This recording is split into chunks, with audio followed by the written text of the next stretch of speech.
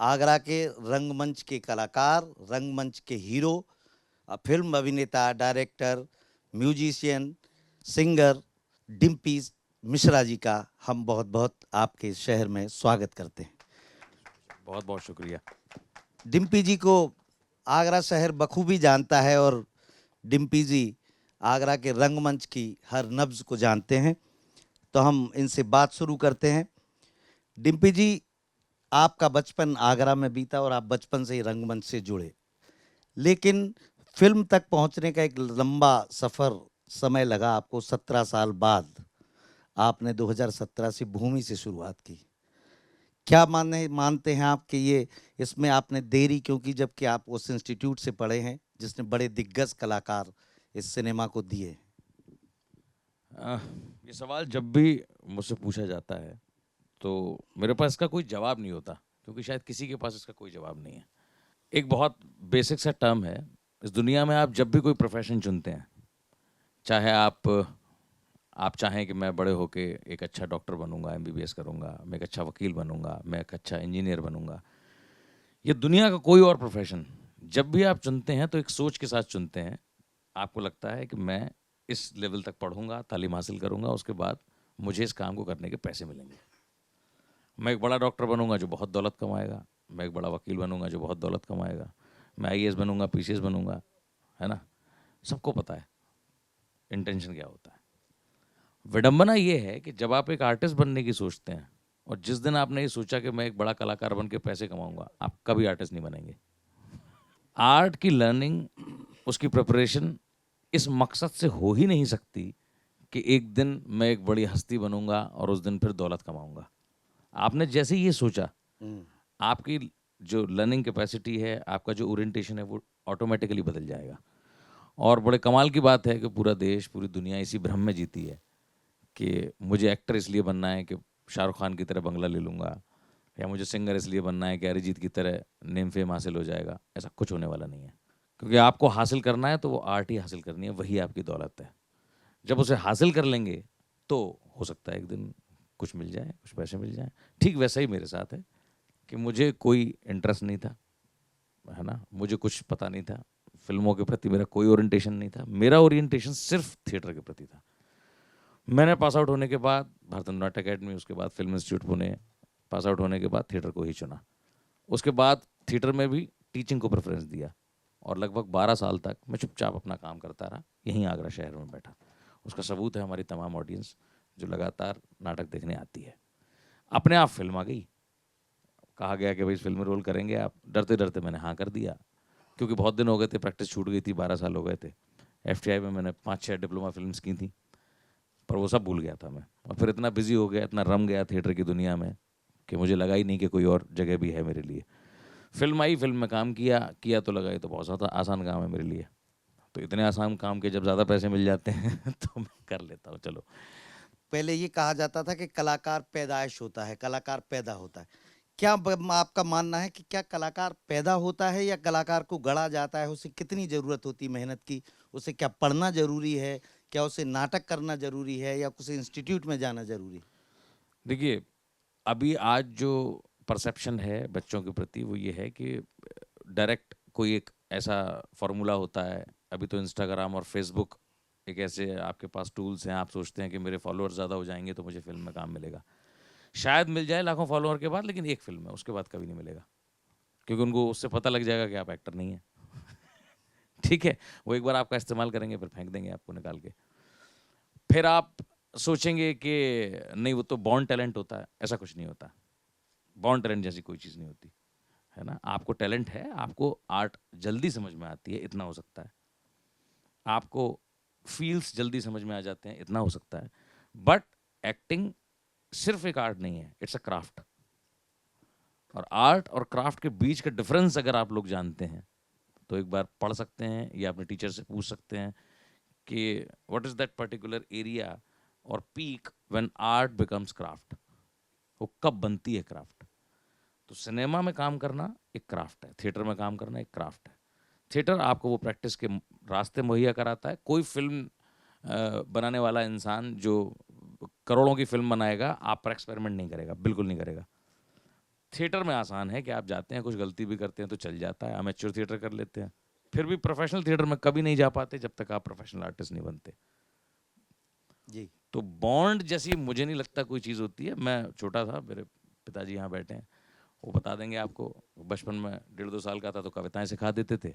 फिर बड़ा हो गया 5-6 साल का तो उन्होंने थिएटर सीखने भेज दिया, वहाँ चला गया मैं। बट ऐसा कुछ नहीं था कि मैं पैदा हुआ और एक्टिंग करने लगा, ऐसा कोई नहीं होता। फिल्मी दुनिया में पिछले सालों में एक नई बहस छिड़ी, वो थी नेपोटिज्म की, कि अच्छे अच्छे कलाकार हैं उन्हें काम नहीं मिलता है नेपोटिज्म के कारण। जो स्टार किड्स हैं, जो स्टार के रिश्तेदार हैं वो आ जाते हैं। जब आश की फिल्म आई तो पता चला कि वो जो मुख्य किरदार ने निभाया तो वो डायरेक्टर्स की महिला मित्र के बेटे थे। ऐसा लगता है क्या कि नेपोटिज्म है, या कलाकारों को प्रतिभा को रोकती है नेपोटिज्म? देखिए, कोई गवर्नमेंट सेक्टर तो है नहीं फिल्म, है ना? जी। सरकार तो फिल्म नहीं बनाती कि आप कह सकें कि इस एग्जाम में ये पेपर लीक हो गया था। हम नहीं कह सकते। इट्स अ प्राइवेट इंडस्ट्री, है ना? एक बाजार है, जिस बाजार में लोग अपनी दौलत लगाते हैं और उससे ज़्यादा दौलत कमाना चाहते हैं। कुछ ऐसे जुनूनी लोग थे जिनकी बदौलत दुनिया का सिनेमा बना, वो हिंदुस्तान में भी और बाहरी देशों में भी, जिन्होंने सिनेमा को एक जुनून के तरीके से लिया, एक आर्ट के तरीके से लिया। अभी जब आप देख रहे हैं, आप जागरण फिल्म फेस्टिवल में आप कौन सी फिल्में यहाँ पर स्क्रीन कर रहे हैं? वही ना जो दौलत कमाने के लिए नहीं बनाई गई, जी। जो authentic for the sake of art कमाई गई हैं। तो हम यहाँ जो फिल्में शोकेस कर रहे हैं, आपके पास जो पूरी आइटनरी है, बुफे है फिल्मों का, मुझे नहीं लगता उसमें कोई भी फिल्म कॉमर्शियल फिल्म होगी। क्यों? इसीलिए because this festival is for the sake of art, not for the wealth. दौलत कमाने के लिए फेस्टिवल नहीं किया जा रहा। अब जब आप इंडस्ट्री की बात करते हैं और उन तमाम लोगों की बात करते हैं जो उन्होंने उसे इंडस्ट्री बना दिया, जहां आप पैसा लगाते हैं आपको रिटर्न मिलता है, तो जाहिर सी बात है कि जो इंसान पैसा लगाएगा सारे डिसीजंस भी उसी के होंगे, जी। जी। है ना? हाँ, जाहिर सी बात है कि किसी ने अगर एक बड़ी फैक्ट्री बनाई, अपनी एक सल्तनत खड़ी की, तो अपनी विरासत अपनी औलाद को ही देगा। भले उसकी औलाद में वो कैलिबर हो या ना हो, पड़ोसी को क्यों देगा? बिल्कुल सही। अब आप में अगर उतनी कुव्वत है, उतनी ताकत है, तो अपने आप को प्रूफ कीजिए ना। डिम्पी मिश्रा को बहुत सारे लोग जानते हैं, आज रुपहले पर्दे पे आ गए हैं, ओटीटी पे आ गए। जब डिम्पी मिश्रा बीएनए से डिग्री करने के बाद वापस लौटे, वहाँ के संघर्ष की शुरुआत की कुछ बात हो तो लोगों को देखिए, अच्छा लगेगा। मैं एक बात हमेशा कहता हूँ, मेरे बहुत सारे इंटरव्यूज़ हैं और बहुत जगह मैंने ये बात कही है कि लोग संघर्ष और स्ट्रगल, इन दो शब्दों का इस्तेमाल करते हैं। बात लगभग एक ही है। संघर्ष या स्ट्रगल की एग्जैक्टली डेफिनेशन क्या है, पहले वो हमें ढूंढनी पड़ेगी, है ना? What do you mean by struggle? मेरी नज़र में स्ट्रगल क्या है? स्ट्रगल ये है कि जो आप चाहते हैं वो नहीं कर पा रहे हैं, तो स्ट्रगल है। अगर मुझे बैंक की नौकरी में 1 लाख रुपए मिल रहे हैं और संगीत सिखाने के मुझे कोई 25,000 दे रहा है, तो मैं स्ट्रगल नहीं कर रहा हूँ, क्योंकि मैं वो कर रहा हूँ जो मेरा दिल चाहता है, जो मेरा मन चाहता है। इस दुनिया के 90% लोग वो काम करते हैं जो वो नहीं चाहते। शायद 10% भी ऐसे लोग नहीं होंगे जो जो चाहते हैं वो कर रहे हैं। तो स्ट्रगल की परिभाषा है, either you are earning very much or low, it doesn't matter. आप कितना कमा रहे हैं, अगर ये आपका पैरामीटर है संघर्ष का, तो फिर पता नहीं आप किस संघर्ष की बात कर रहे हैं। मेरी नज़र में तो नहीं है, है ना? दौलत मतलब अगर आपने चाहा कि मैं दैनिक जागरण समूह का सीईओ बनूंगा, जी। तो जब तक आप सीईओ नहीं बन जाते आप स्ट्रगल कर रहे हैं? नहीं ना? नहीं नहीं। आप अपना काम कर रहे काम हैं, कर। है ना? ठीक ऐसे ही जैसे आप बीटेक करते हैं तो आपको एक 15,000 की नौकरी मिलती है, 5 साल बाद 25 हो जाते हैं और 5 साल बाद 50,000 हो जाते हैं। फिर जब उनको दिखता है कि अब इसके बाल सफ़ेद हो गए, ये एक तजुर्बेकार इंसान है, तो फिर वो टॉप मोस्ट पोजीशन में पहुंचता है। Same thing is applicable here. आप नेपोटिज्म के रास्ते आते हैं या आप किसी कोई स्टार किड हैं, तो आपके पास अच्छा है कि एक अपॉर्चुनिटी है। आप जितने जब आंखें खोली तो आपके सामने 4 ऐसे लोग बैठे थे, आपको वो माहौल मिल गया, आपको जल्दी मौका मिल जाता है। बट अगर आप दुनिया के बाकी दूसरे कोनों से आते हैं जहां आपके पास वो एटमॉस्फेयर नहीं है, वो आपके पास वो क्वालिफिकेशन नहीं है, तो आप उसके रास्ते इख्तियार करते हैं, वहां तक पहुंचते हैं और उसके बाद वहां तक पहुंचते हैं जहाँ आप जाना है। तो स्ट्रगल जैसी कोई चीज़ नहीं होती। मैं पास आउट हुआ, 6 दिन बेरोजगार रहा, 7वें दिन मुझे रोजगार मिल गया, 19 साल हो गए, मैं तो कभी बेरोजगार नहीं रहा और वही काम किया जो दिल चाहता है, उसके अलावा कोई दूसरा काम किया ही नहीं जिंदगी में। एक सवाल और, आपके क्षेत्र से ब्रजभूमि में आप पैदा हुए, यहाँ पे आपने 2020 तक आगरा में रहे, 2020 से आप शहर से बाहर गए। 1982 में एक फिल्म आई थी ब्रजभूमि, ब्रज भाषा की, उसके बाद लगता था कि ब्रज भाषा का कोई फिल्मी दुनिया में भी स्कोप बनेगा। उसके बाद फिल्में आई, एक दो फिल्में आई, चली नहीं, नहीं चल, लल्लू राम नहीं चली। फिर बिहार का एक डायरेक्टर आके ब्रज भाषा में फिल्म बनाता है, मट्टू की साइकिल, उसमें आपका किरदार होता है। उसके बाद मुंबई से आके एक यूनिट बनाती है ड्रीम गर्ल, उसमें ब्रज भाषा के डायलॉग्स होते हैं।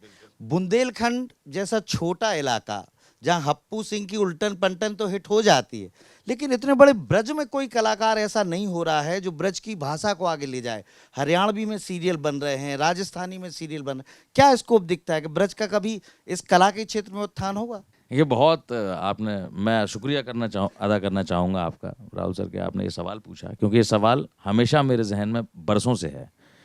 मैं हमेशा, क्योंकि आगरा में पैदा हुआ, ब्रज रीजन में पैदा हुआ, वहाँ की लोक संस्कृति और भाषा के साथ मेरा एक लंबा रिश्ता रहा है ना। उसी माहौल में लगभग 30 साल ज़िंदगी के मैंने गुजारे।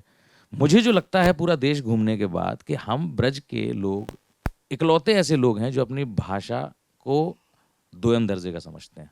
हमारे लोग अपनी भाषा को हमारे बच्चों को बोलने नहीं देते, कोई बोल दे तो डांटते हैं। हमारे स्कूल्स का ओरिएंटेशन ऐसा है कि हम स्कूल्स में भी कहते हैं, अगर किसी ने कह दिया कि ओए कहाँ जा रहा हो या सुनियो, तो टीचर डांट देगी, गंदी बात बोल रहे हो, गलत भाषा में बोल रहे हो। तो मुझे लगता है कि हमें अपने पूरे ब्रज रीजन का एक मेंटल ओरिएंटेशन करना चाहिए, एक कल्चरल ओरिएंटेशन करना चाहिए। मैं देखता हूँ एक भी बंगाली आदमी ऐसा मुझे नहीं मिला आज तक जो बांग्ला ना जानता हो, है ना। मुझे एक इंसान ऐसा नहीं देखा पंजाब का जो पंजाबी ना जानता हो, है ना। मुझे सिर्फ और सिर्फ अगर दिखे तो इवन बिहार में अब इस बीमारी ने जड़ पकड़ना शुरू कर दिया है। अब तक था कि बिहार में कोई ऐसा नहीं था जो भोजपुरी और मैथिली न जानता हो, बट अब बिहार में भी ऐसे लोग पैदा होने लगे हैं जो अपनी भाषा नहीं जानते। हमारे यहाँ इसकी जड़ें सबसे ज़्यादा हैं। ब्रज रीजन एक इतना बड़ा देश का एक सो कॉल्ड कल्चरल रीजन है, जिसे हम कहते हैं कि हमारे यहाँ कृष्ण पैदा हुए, ये हुआ, बट वी आर मतलब नॉट कल्चर्ड एट ऑल। हम अपनी संस्कृति को संजो के रख ही नहीं पा रहे हैं। भाषा हमारी ख़त्म होती जा रही है, क्योंकि जब ब्रज भाषा के एक्टर्स ढूंढने की बात आई तो कोई नहीं मिला, है ना। जबकि हिंदुस्तानी नॉर्थ इंडियन क्लासिकल म्यूजिक जो है उसकी सारी बंदिश है ब्रज भाषा में। आप कमाल की बात सोचिए, भारतीय शास्त्रीय संगीत ब्रज भाषा के बिना पूरा नहीं होता, संपूर्ण नहीं होता। उस ब्रज भाषा को बोलने में हमें शर्म आती है, उसकी क्या बात इसके कहने में लिए शर्म कोई आती है। आवाज उठनी चाहिए या आपकी तरफ से कुछ प्रयास हो रहे हैं? मैं तो कहूँगा कि आप स्कूल्स में, आप गवर्नमेंट लेवल पर, आप सोशल ऑर्गेनाइजेशंस के थ्रू, और मैं सबसे बड़ी बात कहूँगा अखबारों के थ्रू, इसका आपका बहुत बड़ा रोल इस बात में हो सकता है कि आप रोज़ ऐसे आलेख दें, हम ये बताएं, मेरी ये बात, इस बात को एक फ्रेम की तरह डिज़ाइन करके आप लोगों तक पहुँचाएँ कि भाई अपने बच्चों को ब्रज भाषा सीखने दें। मेरी भाषा से आपको लग रहा है मैं ब्रज भाषा बोलता हूँगा? नहीं लगेगा। बट जब मैं ब्रजभाषा फिल्म में बोल रहा हूँ वो ठेठ ब्रजभाषा है। मैं ठेठ से ठेठ गांव के देहाती आदमी के साथ ब्रजभाषा में बात कर सकता हूँ। And I realize this in 8th standard, है ना, क्योंकि मैं इस फील्ड को बिलोंग करता था। मुझे लगा ब्रज के लोकगीत, ब्रज की भाषा मुझे सीखनी चाहिए। जब मैं जाऊँगा एज एन आर्टिस्ट तो लोग मुझसे मेरा रंग पूछेंगे, मैं कैसे उन्हें अपना रंग बताऊँगा। एक कलाकारों को नई चुनौती सोशल मीडिया बन के आया है। पिछले दिनों देखते हैं कि बिहार की सोशल मीडिया पे एक लड़की अपनी एक्ट करती थी, संचिता बासु।